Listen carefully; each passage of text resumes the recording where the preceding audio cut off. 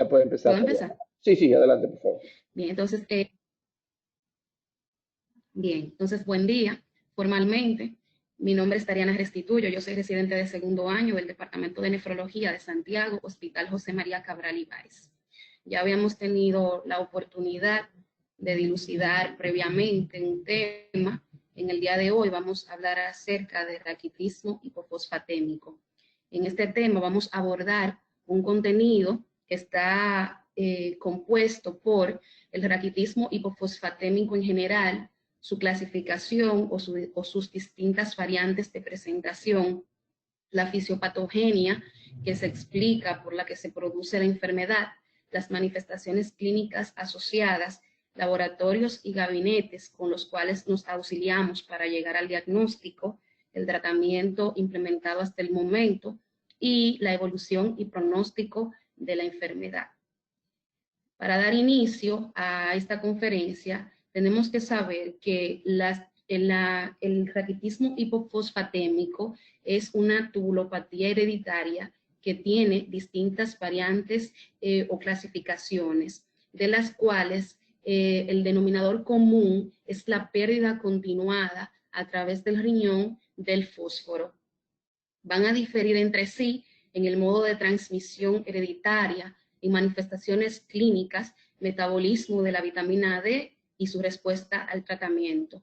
En este sentido, la clasificación habla de que puede ser un raquitismo hipofosfatémico ligado al cromosoma X, que va a ser la variante más frecuente, representando el 80% de todas las causas de hipofosfatismo, del raquitismo hipofosfatémico. De igual forma, va a haber otras variantes como el raquitismo con patrón de herencia autosómico dominante, autosómico recesivo y una variante que se conoce como raquitismo hipofosfatémicos con hipercalciuria y que se dice que es una subclasificación o un tipo de raquitismo con patrón de herencia autosómico recesivo. El raquitismo hipofosfatémico ligado al cromosoma X, como bien especifiqué, se trata de la variante más frecuente, representando el 80%. Sin embargo, no deja de ser una patología infrecuente, presentándose en un niño de cada 20.000 nacidos. Y como ya sabemos, es una tubulopatía hereditaria, al igual que todas las que vamos a dilucidar y que empezamos anteriormente en la conferencia de mi compañera. Entonces, esta tubulopatía hereditaria ha recibido múltiples nombres, dentro de ellas raquitismo hipofosfatémico ligado al cromosoma X, como bien especifique el slide, pero también como raquitismo hipofosfatémico resistente a vitamina D, un término que nos aclara la literatura que ya no debe de ser empleado porque no es literalmente un raquitismo resistente a vitamina D. De igual forma, se ha nombrado diabetes de fosfato, entre otros nombres conocidos.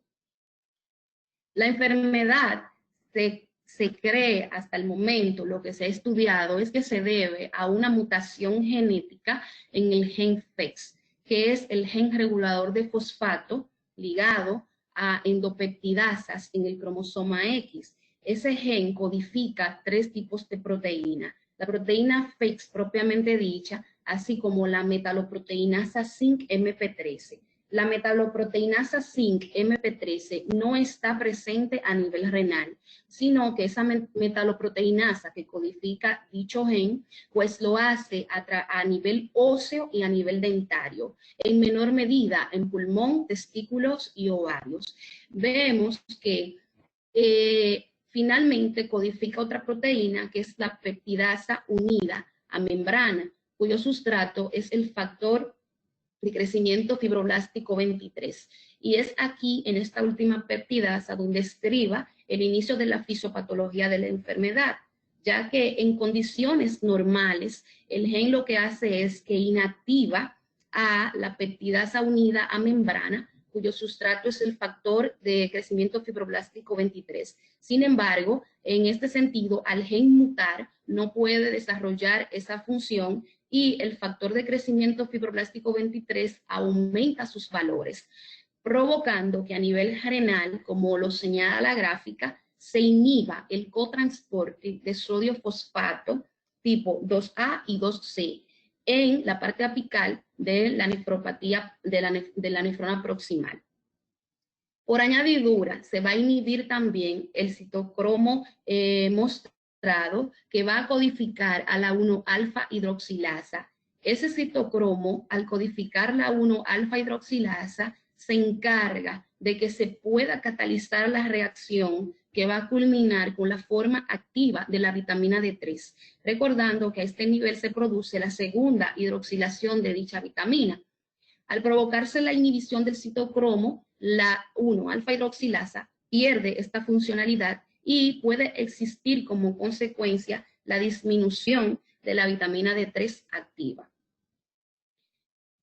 Clínicamente, los pacientes se van a manifestar con talla baja. Ese va a ser el principal signo, donde va a existir un retardo del crecimiento, pero también a medida y en relación con el grado de severidad de la enfermedad, pueden manifestarse alteraciones óseas como el genu valgum, el coxa-vara y la tibia ensamble.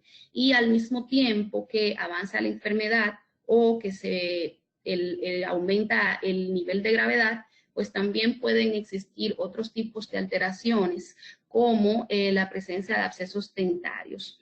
Cabe destacar que las fracturas óseas suelen ser más frecuentes en las manifestaciones ya en edad adulta. Lo más característico a nivel de laboratorio es encontrar la hipofosfatemia en grado variable, la fosfaturia y la hiperfosfaturia y el aumento de la fosfatasa alcalina, que nos está hablando de que existe actividad ósea importante. Entonces vamos a ver que esos laboratorios pueden hacerse presentes desde el momento del nacimiento, o puede ser la primera edad de aparición a partir del 6º mes de vida y hasta los 12 meses de vida. Normalmente las manifestaciones clínicas, alteraciones de laboratorio y gabinete, deben de ser evidenciadas en menos de 2 años de edad, y de esta forma también el pronóstico pues va a mejorar, de forma que se va a comprometer si se retrasa el screening diagnóstico de la enfermedad. Vemos que existen otras entidades, otras sustancias que se miden o se mandan a hacer como coadyuvante en el diagnóstico de la enfermedad. Dentro de ellas, el calcio, que puede estar normal o puede estar bajo, asociado al déficit secundario de la forma activa de la vitamina D3. También tenemos que el magnesio normalmente se va a encontrar en rangos de normalidad, al igual que la creatinina y la BTH. La vitamina D, como especifiqué, de forma secundaria podría evidenciarse sus niveles más bajos. Puede existir, describe el texto, una acidosis metabólica transitoria que va a estar asociada específicamente a la depresión de fosfato. Entonces, en lo que concierne a la hipofosfatemia, normalmente cuando se objetiva esta sustancia baja es que comienza el retraso del crecimiento.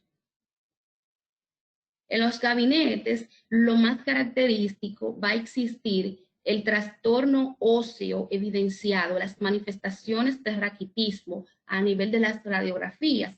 Y puede existir algo que, aunque no es constante, cuando aparece suele ser característico de la enfermedad, que es la ampliación del espacio entre las epífisis y las metáfisis, y la línea metafisiaria de calcificación va a presentar una apariencia irregular y deshilachada. Eso es lo que se conoce como imagen en copa, como está mostrando la gráfica. Cuando nosotros tenemos un raquitismo hiperfosfatémico ligado al cromosoma X, hasta el momento se entiende que el tratamiento consiste en la administración de fosfato y en la administración de 1-alfa-25 hidroxivitamina D3. El fosfato suele darse, puede ser incluso en soluciones vía oral. vamos a tener que el principal inconveniente de la administración de dicha sustancia son las evacuaciones diarreicas que se suelen manifestar en las primeras semanas de iniciada dicha terapia. Puede oscilar su dosificación desde 30 hasta 90 miligramos kilo día, y existen autores que suelen ser más conservadores diciendo que de 20 a 40 miligramos kilo día estaría bien para tratar un niño con esta entidad. Cabe destacar que existen otras medidas terapéuticas, pero la señalada es la principal. Dentro de ellas se describe que se pueden utilizar inhibidores de la acción del factor de crecimiento fibroblástico 23. Esos inhibidores se ha visto que podrían aumentar los niveles circulantes de fosfato, de vitamina D3 en suero, y también aumentar la expresión del cotransportador sodio fosfato 2A a nivel del túbulo renal, con lo que aumentaría la reabsorción tubular de fosfato, se mejoraría la capacidad de transporte máximo del fosfato a nivel tubular y se disminuiría como consecuencia la fosfaturia. El uso de hormona de crecimiento va a tener una controversia. Hay personas que describen, autores que describen que la hormona de crecimiento debe de ser administrada en algún momento del curso del diagnóstico de la enfermedad, y se señala que esta pues ha mejorado bastante la parte del crecimiento y la talla en general del paciente. Pero esta hormona de crecimiento pues debe de ser administrada una vez que hayan sido corregidas las manifestaciones clínicas del laboratorio y gabinetes iniciales y se persista con el trastorno en el aumento de talla. Entonces, esta hormona de crecimiento también debe de ser administrada si hubo un retraso en el diagnóstico inicial de la enfermedad. Hay otros autores que señalan no están de acuerdo con la administración de hormona de crecimiento en esta tubulopatía hereditaria, debido a que podría ocasionar un efecto negativo sobre el crecimiento de tronco y extremidades inferiores, provocándose ahí una desregulación que podría empeorar la deformación de los pacientes que tienen esta alteración. Entonces, en este contexto, por eso es que se señala que el uso es controversial. La valoración de la respuesta al tratamiento debe de hacerse con mediciones seriadas de los elementos que ya nosotros hemos mencionado que se alteran durante el curso de la enfermedad, pero sobre todo con mediciones de la fosfatasa alcalina, que nos ayudará a inferir la respuesta satisfactoria al tratamiento implementado. Como complicaciones asociadas al tratamiento, nosotros podríamos tener nefrocalcinosis e inclusive un hiperparatiroidismo secundario o terciario que podría requerir en casos poco frecuentes para extirpación de las paratiroides. En lo que concierne a la evolución y el pronóstico, todo va a depender de qué tan temprano se haga el diagnóstico. Es decir, que los niños que presentan esta manifestación, que por lo general dan los indicios de la enfermedad en el primer año de vida, pues no deben de retrasársele en el diagnóstico, puesto que al llegar a la vida adulta, todo va a depender de qué tan rápido se haya empezado a corregir el problema. Se dice que la respuesta al tratamiento va a depender específicamente del percentil en el que se encuentre el niño en el momento en el que se haga el diagnóstico. De esta forma, asegurando el tratamiento temprano, se pueden corregir las deformaciones de los miembros inferiores, se puede reducir el número de cirugías correctivas en manifestaciones graves, como por ejemplo el genu valgum, el coxavara, y también se puede mejorar la talla al llegar a la vida adulta, porque se sabe que tras iniciado el tratamiento comenzará a mejorar este proceso, pero no se va a recuperar el brote inicial de crecimiento que se perdió tras el retraso terapéutico. El raquitismo hipofosfatémico autosómico dominante, que es la otra variante, pero que es menos frecuente que el ligado a X, pues se trata de una pérdida renal de fosfato, al igual que todas las demás que tienen esto como denominador común con hipofosfatemia persistente. La diferencia está en que este se presenta en familias con patrón de herencia autosómico dominante y se ha visto que dentro de la misma familia existen comportamientos heterogéneos de la enfermedad.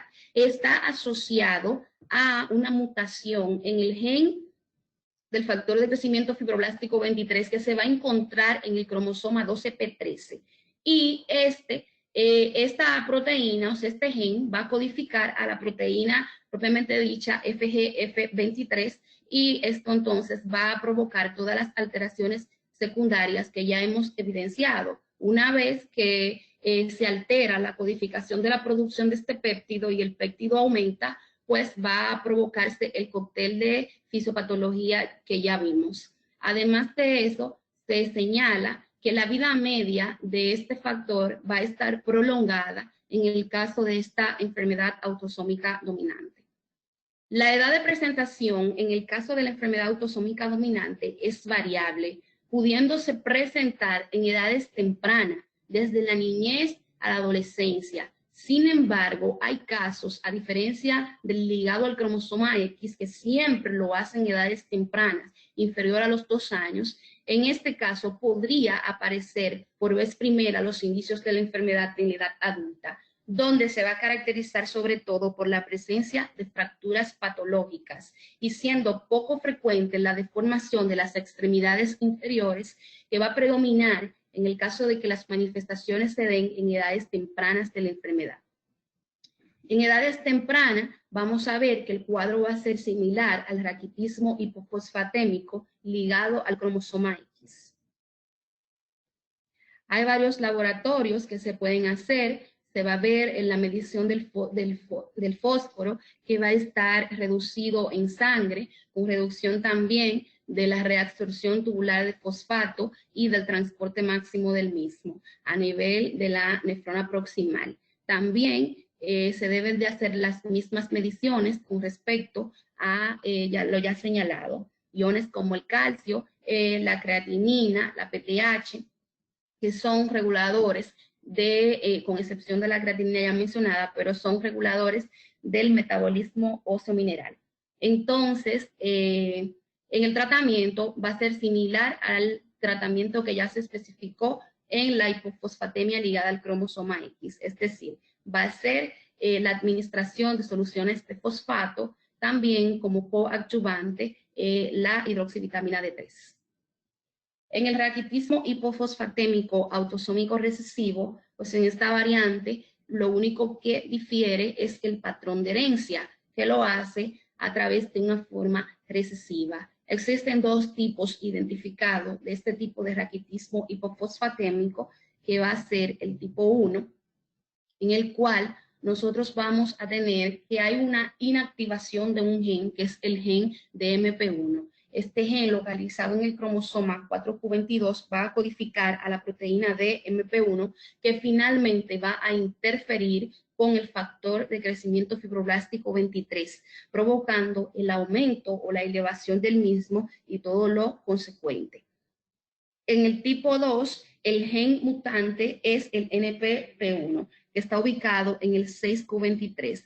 Y este pues va a codificar a las pirofosfatasas fosfodiesterasa 1 que van a estar involucradas también en el metabolismo del factor de crecimiento fibroblástico 23, de forma tal que a partir de las mutaciones que difieren desde el punto de vista genético y el patrón de herencia autosómico recesivo va a tener un comportamiento similar al ligado a X en muchas otras cosas.